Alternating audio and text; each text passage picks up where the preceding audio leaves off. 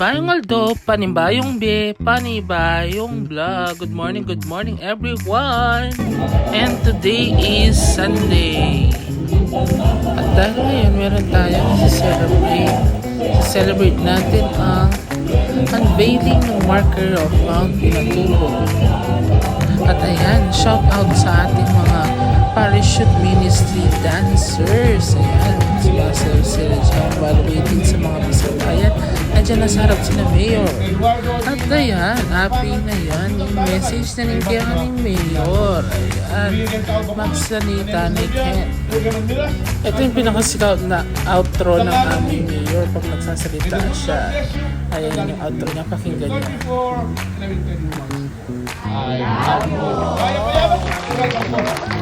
I love you all talaga. Ayun na. Sa part na yan, i-unveil na ang marker ng mga Pinatubo. Nandiyan ang representative ni Nanay na si BMK. Nandiyan din si BM Maymay Gonzales. At nandiyan din yung mga ibang konsehal ng Bacolod. Nandiyan si Ate Aiza. Sa part na yan, na-unveil na yung marker niya. Sayaw ng mga parachute. Terap for more. Go guys. Shoutout sa ating supportive ng mga kasama. Yan, nandun sila.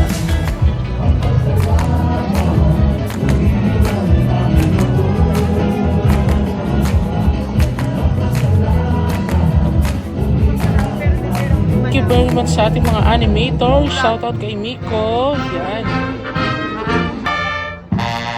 Nandiyan din yung Capitol Bands.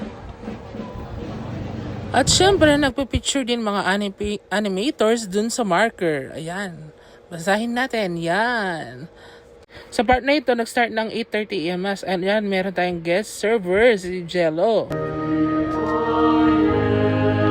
And then sa part na ito, communion na dito. Kaya yan, nagkakanta na kami ng Here I Am Lord for Communion Song. Yan, ang gaganda ng mga kasama ko, no?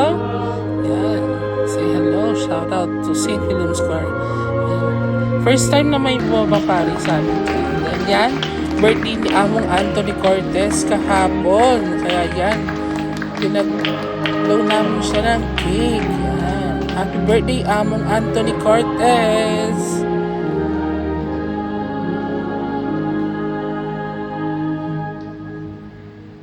Yay!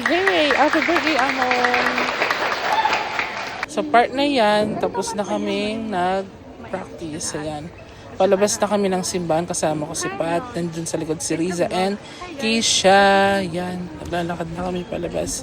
Then after mass, ayan yung parating routine namin. Merong breakfast, then TikTok, kwentuhan. Kasama yung mga youth sa simbahan. Yan, yung mga altar server, komi, choir, and mga youth nandyan.